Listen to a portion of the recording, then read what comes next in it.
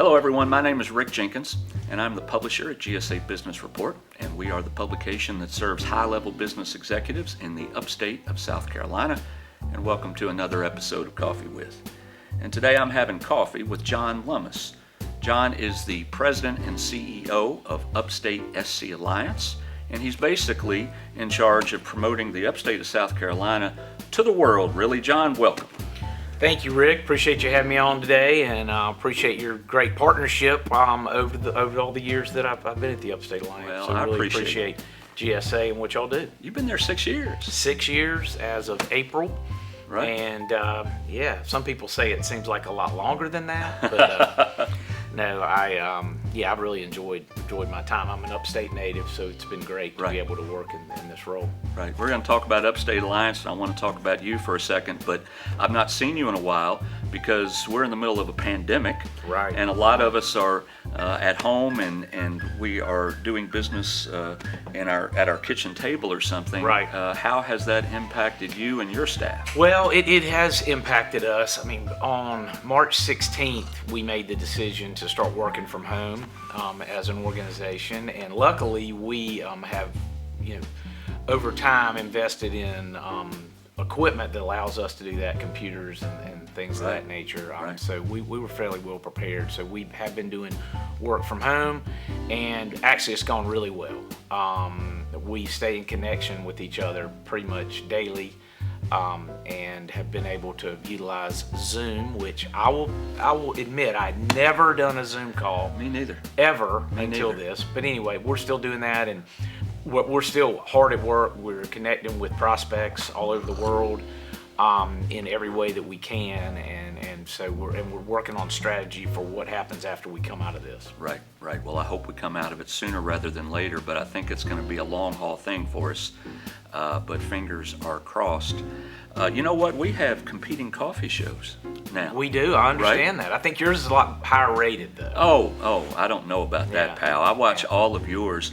Of course, yours is now coffee and teleconversation. Correct. And ours is Coffee With, and so we're competing against each other, for viewers. And I'm always watching the ratings, But anyway, we watch your stuff all of the time, and you guys always have great info.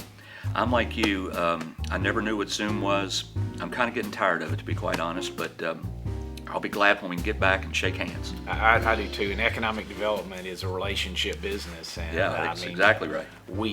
We're looking forward to when we can actually sit down with our investors and with companies that we're working with. And that time will come, but for now, we're continuing to work hard. Right. A couple things about you, and then we'll talk about the Alliance a little bit more. You are South Carolina native, Anderson? Yes, native? Grew up in Anderson, yes. Yeah, born and raised? Born and raised, graduated from T. Ohana High School. Yeah. So, yep. And then you went off to Wake Forest, and you became a Demon Deacon? Demon Deacon, yep. And then a master's from South Carolina? Correct. So, yeah, I've got educated in South Carolina and North Carolina. Right. So, but South Carolina's my home, so I'm much more excited about my South Carolina education. That's a good answer. That's a good answer from someone who always has to be a politician. That's part of your job. Exactly. Part of your job. And before you were at Upstate Alliance, you were at Tri-County Tech. That's right. Also an economic development job. Right. So I was the Vice President of Economic and Institutional Advancement, and in that role, I worked very closely with companies that were looking at the region to talk about workforce, but also I worked with existing industries on training needs and things of that nature in the Tri-County area. And I was also the director of the foundation, so I did the fundraising and basically I did anything that the president asked me to do. That's right, and that president was Dr. Ronnie Booth. Dr. Ronnie Booth, a great man, and I miss working with him. I bet you do. He's a great guy. He retired within the last year, and but a real mentor to me. And Dr. Booth has been involved with the Upstate Alliance for Certainly quite some time. Certainly has, and did a great job as the chairman. So yeah, right. Let's talk about Upstate Alliance. 20th anniversary, right?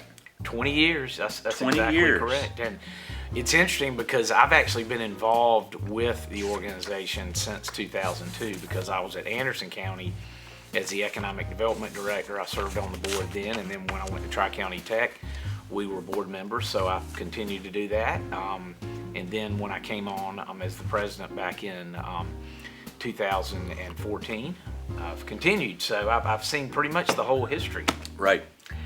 And 20-year anniversary, normally you would probably have something very special planned, but now we have a pandemic that we're dealing with, and unfortunately your 20-year anniversary comes at a time when maybe you have to do something differently than otherwise. What's planned? Well, I mean, we had our annual meeting where we celebrated the 20th anniversary, and then really since then everything else that we would have done has been canceled. So, but we're still celebrating it, and just proud that our organization has grown and changed over those 20 years. You guys have 5 focus areas that you concentrate on, and basically those are 5 industries that you promote. And so I want to talk about those industries, but let me make sure I can get them right. We're talking about auto and aero, advanced materials, food production, and life sciences. Correct. So when we talk about promoting those, what does that mean? Does that mean that when you are out looking for companies to move to the upstate of South Carolina, that those are the industries that you prefer or concentrate on, even though anybody is welcome, right? Right, yeah. Those are our target industries, and that's what we have our marketing materials on our website, and we actually still use materials made of paper, believe it or not, that we go out and give to people. But yeah, those are our 5 target areas, and they match really well with the industries that are already here. During the COVID-19, we've started looking at how we can adjust a little bit, and I think what we're going to see is, I was actually on a call this morning with a consultant talking about food manufacturing projects. We think that we're going to be an excellent area for that, particularly the fact that we are one day's driving distance of 100 million people on the east coast of the U.S. As food projects are going to change, there's going to be more localized sourcing, because we've seen supply chains have been interrupted during, we haven't been able to get toilet paper and chicken and things like that. So I think we're going to be a really good area for a lot of those food projects. Also PPE, personal protective equipment, with our textile background, textile manufacturing base, a lot of those products are textile products. And so we're going to see more of those. We've actually had some interest from different companies that are looking here for those. So I think those things are going to change a little bit. And then pharmaceuticals and therapeutics are going to be another area that I think are going to be looking to be onshored more, potentially because of foreign or government regulations that could mandate that. So, but automotive is going to continue to be really important moving forward. BMW being here and all that you know. Aerospace, Lockheed Martin has contracts to build over 200 F-16s at their facility, so that's going to continue to grow that area. So we're going to continue to do what we do, but we're going to adjust as we move forward. Auto's going to be what auto is. Aero's going to be what aero is, but of the other 3, which one has the most growth potential? I think, well, I'll talk about all 3. Advanced manufacturing, advanced materials, engineered materials, we call them all 3. That's going to continue to be a big thing for us, because we do have a diverse manufacturing background. We do have an incredible research university, Clemson University up here, that's going to be continuing to push their technologies out. So that's going to be a big area. I think life sciences, as I mentioned, is going to continue to really grow, and for those reasons I said. And then food, again, is going to be continue. After the call I was on today, I am certain that our food projects are going to really increase over the next couple of years. So, but long term, I see all of our manufacturing rebounding and being even more a part of our economy. Fingers crossed, right? That's right. You and your organization have long touted international business. Right. At a time when the politics of that may not be something that people want to hear, or at least some folks, right? Right. Let's talk about it. Is that something you still are pushing? Yes, definitely. I mean, I have said it many times at some of your meetings and other things that we're a free trade organization. We believe that because we're such a strong exporting economy here in South Carolina, we make things and we export them. It's very important for us to have free trading relationships across the globe. Really, after the textile industry moved out, international companies have really helped us to rebound and then to grow our economy greater than we've ever been. Right. Companies like BMW and Michelin, just have done incredible things, and we can go down the list. We have 524 international companies throughout our region from 34 countries. AFL Communications, another one in Spartanburg County, just on and on and on down the list. So international companies have been very important to us. So we do continue to stay plugged in on tariff and trade issues. I think we're going to continue to see even more, hopefully, positive signs in that. I think there had been some positive signs with China and some negotiations with the United Kingdom now being out of the EU. I think we've seen some progress in negotiations for a bilateral trade agreement between the U.S. and the UK, and then also with the EU and the U.S. So I think we're going to see some improvements in the trade landscape. But again, we don't know what the international trade landscape is going to look like post-COVID with supply chains and things of that nature. But I truly feel that the United States is really going to be able to take advantage of that, because even more people are going to want to make products in the U.S. I agree with you. You do a bunch of big stuff at Upstate Alliance, but you also do smaller projects such as your landing pad initiative. Right. Yeah, we shifted into a landing pad scenario about 4 years ago, and let me explain what that is. Please. Landing pads are basically small companies that they're generally international companies that want to locate in the United States. Historically, economic developers have focused on the big project, the big hit, the $100 million investment that's going to go in a 500,000 square foot building. What we found is if that's all you focus on, you probably miss out on 75% of the companies that want to come to the U.S. Right. So we have started targeting companies that do manufacturing, are involved in innovation, automation, any type company that wants to come into the U.S. market and grow. And through the Upstate Alliance, we have about 200 private sector investors. So this is a really good way to introduce those companies to our investors that can help them, everything from legal and accounting to HR and other ways. We can really help those companies come in, and we've had some success with that. One of your newest initiatives is Move Up. Right. And Move Up, I don't know, was that a year now? Something like that? We rolled it out in April of last year, yes. Okay, so about a year. And when you rolled it out, we had crazy, crazy low unemployment rates. And it was a way to attract talent to the upstate at a time when we were having trouble attracting talent. Well, things have changed now. We got a lot of open jobs.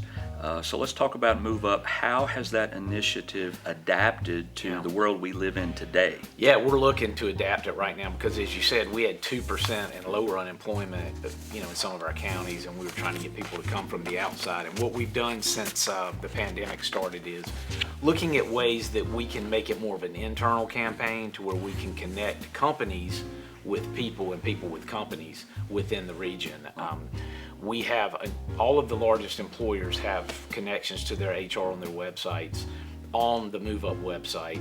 And we also have an Indeed search engine that people can go on and can put a job in and find out what's available in the area. So we're really working to use our marketing efforts on that towards inside the region. We're looking at doing billboards and things of that nature, which is going to be really important. We're also working to try to help people that have lost their jobs upskill into some of these manufacturing positions that we feel are still going to be open. We had what we call the skills gap going on before. There were many manufacturing jobs that were not filled throughout the region. So we're hopeful that some of these people that have been working in hospitality, accommodations type jobs that have lost their jobs, they will have looked at the manufacturing companies and said, hey, these people are staying open. Right. These people are even making higher wages than they were before.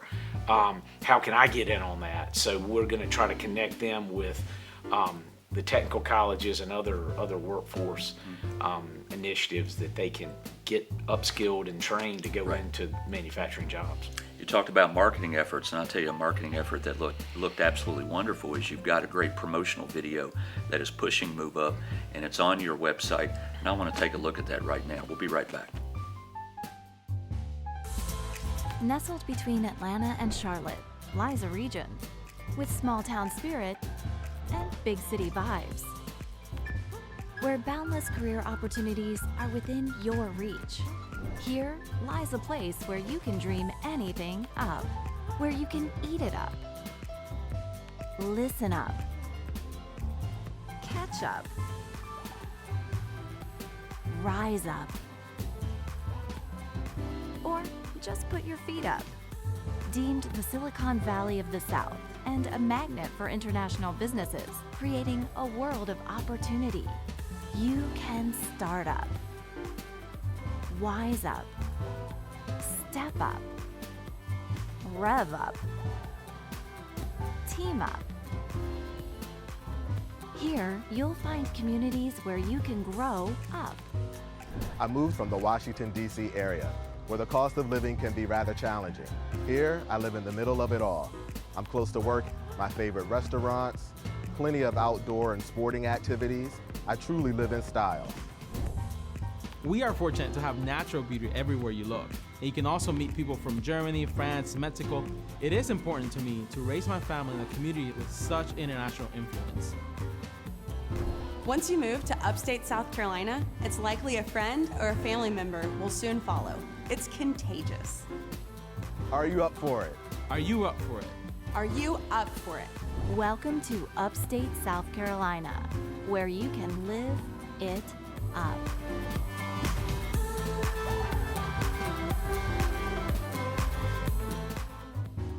All right, welcome back, folks. John, real quick, what's the future look like? Well, a lot of people are thinking about the future right now, and it's so uncertain with the COVID-19. We don't know when people are all going to be able to go back to work, when we're going to be able to, get together and all those things. But I think the future for the upstate is excellent. I mean, first of all, you look at where we are geographically. I said earlier, we're within 1 day's driving distance of 100 million people on the east coast of the U.S. We're between Charlotte and Atlanta on the I-85 corridor. We are going to grow. No doubt. So the future over the next 20, 30 years is going to be great. But coming out of the COVID crisis, I think that we're going to do very well for a couple of reasons. Number one, South Carolina has proved that we are a business-friendly state. We've kept our manufacturing open, and our governor has done a really good job in how we have handled this. Dr. Fauci with the CDC has even, talked about what an example South Carolina can be. I think people are going to look at that from outside and say, hey, this is a great state to do business. And I also think because of our diverse manufacturing economy, we're going to be able to bring more companies that are, part of the COVID-related economy in here. And I think that we're just going to continue to grow. We have the best workforce training system in the country. With the technical colleges, we have Clemson University, we have great cities and towns here. And the last thing is quality of life. I mean, if you've been sitting up in your condo or apartment in New York City or Boston or Philadelphia for the last 2.5 months, you're probably going to start thinking about a new place to move your business or move your personal self. And I think the upstate looks pretty good. Well, I'll tell you what, I love the positivity. I love all of the info you've provided today. I knew it was going to be great, and it was. We always end Coffee with one question, and I'm going to ask you, and I look forward to hearing your answer, your political answer. University of South Carolina or Clemson? Well, I knew it. It is a political answer. See, right now, most people would say, I'm a Gamecock or I'm a Tiger, but I knew you would I went to waffle. Wake Forest, so I'm a Wake Forest Demon Deacon. I did get my master's at University of South Carolina, but I've been paying tuition for my son at Clemson for the last 4 years. There you go. What's the answer? I'm kind of all over the place. What's the answer? Wake Forest. That's a good answer, pal. All right, that completes another episode of Coffee with John. I really appreciate you, man. Thanks for coming by. Thank you, Rick. Take a look at all of our episodes on our YouTube page, and at the bottom, hit like, hit share, make a comment, and look forward to seeing you next time.